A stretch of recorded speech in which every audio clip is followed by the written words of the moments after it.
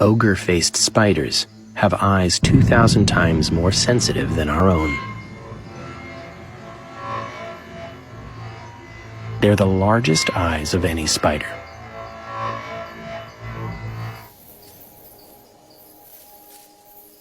She spins a net rather than a web. Then waits.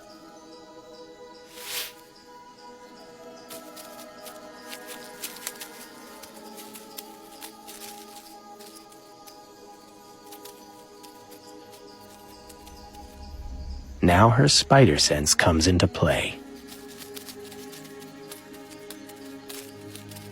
Every night, a special coating builds up inside her eyes so she can see in the dark.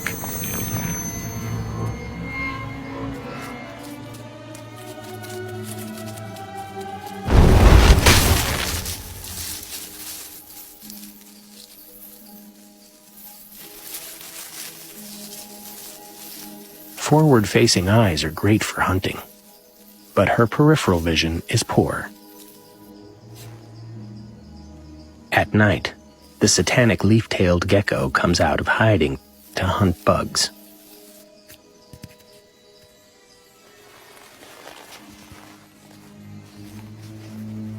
And spiders.